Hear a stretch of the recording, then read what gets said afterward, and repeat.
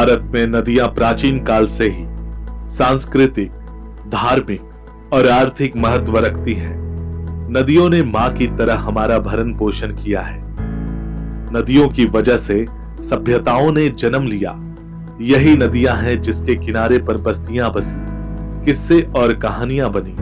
और यही नदी है जिसके उपकार के बदले हमने इसको प्लास्टिक, कूड़े कचरे और गंदगी से तार तार किया। आइए आज एक ऐसी ही बड़ी नदी के बारे में बात करेंगे जिसकी महिमा मंडन करते थकते नहीं थे लोग। आज यह नदी विलुप्त के कागार पर है।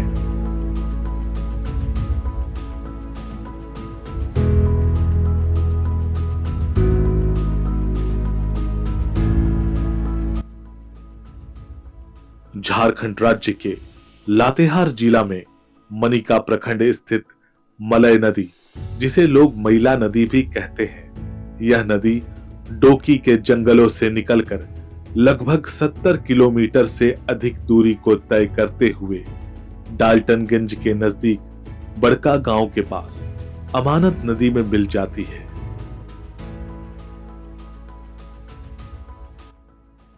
कि जो नदियों की हालत थी वो दिन प्रतिदिन बदतर होते जा रही है।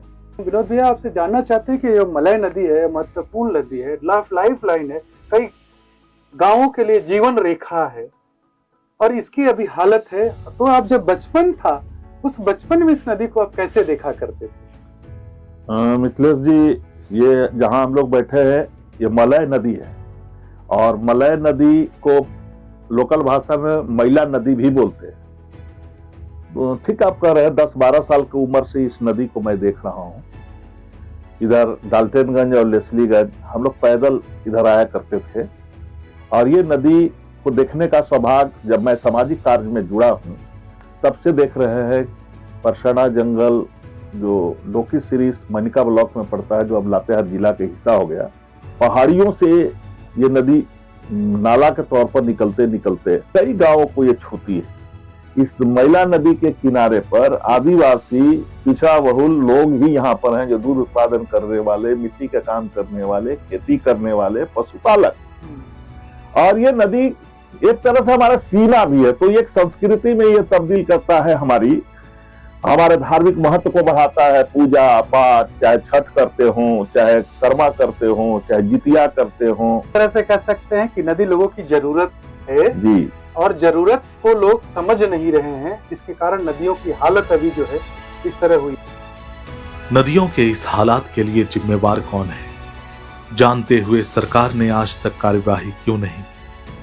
यह तो चिंतन का विषय है। आइए सुनते हैं यहाँ के ग्रामीण क्या कहते हैं। पिछले कई वर्ष पहले से ही यहाँ पे फैक्ट्रियाँ हैं, जो अनेकों फैक्ट्रियाँ हैं जो लगाई गई, जिसका जो गंदगी को इस नदी में बहाया गया, जिसके वजह से पानी का जो लेयर है उसको मलय डैम बंधाया हुआ नहीं था। तो यहाँ एक सिर्फ बालू का ही परत था, सिर्फ बालू का परत, जिसमें पानी का लेयर बहुत अच्छा बना हुआ था। तो जब से यह फैक्ट्री आई, फैक्ट्री आने के बाद जो गंदगियाँ बही इसमें, तो इससे पानी का जितना भी लेयर है वो सब खत्म हो गया। यहाँ का लोग निर्भर है सिंचाई पर, तो दोनों तरफ नदी है, नदी के चलते यहाँ का आदमी निर्भर है। नदी में इतने फैक्ट्री वाला कचरा भर गया है, जिसका वजह से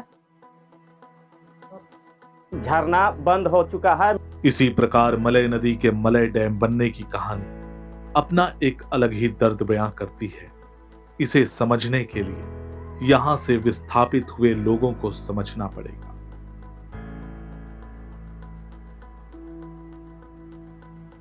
इस जो अभी देख रहे हैं पीछे, मलय जलाशय परियोजना का डैम है, जो हम इसी विस्थापित डैम से हुए थे। और इस मेरा परिवार जो है आज 1980 के आसपास में यहाँ से विस्थापित होकर कहीं डुबलगंज एक जगह है पुल में, इस यहाँ के विस्थापितों को वहाँ बसाया गया था।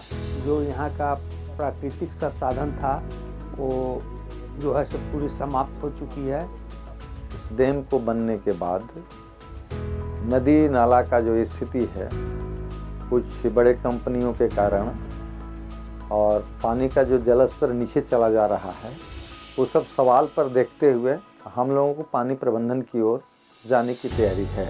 अमानत नदी और मलय नदी, ये सब नदियों में जब यहाँ संगम स्थल है और इस संगम स्थल पर हम यहाँ पर आके लोग जुटें और ये नदी ना हो तो गांव भी परेशान हो जाएगा। इसका सांस्कृतिक महत्व यह है, जन्म से लेकर मृत्यु तक का इसका महत्व है। जरा सोचिए, जल के प्राकृतिक स्रोत को हम बचा नहीं पा रहे और पूरी दुनिया की बंद बोतलों से प्यास बुझाने की बात कर रहे हैं। आज तक समाचार चैनल की एक रिपोर्ट के अनुसार संयुक्त राष्ट्र के महासचिव एंटोनियो गुटेरेस ने चेतावनी भरे लहजे में कहा है, भारत में 2050 तक 170 से 240 करोड़ शहरी लोगों को पानी की भारी किल्लत का सामना करना पड़ सकता है। सिर्फ 27 साल और सूख जाएंगी देश की प्रमुख नदियां, तो देर किस बात की। आइए आज से और अभी से नदियों को संरक्षित करें। धन्यवाद।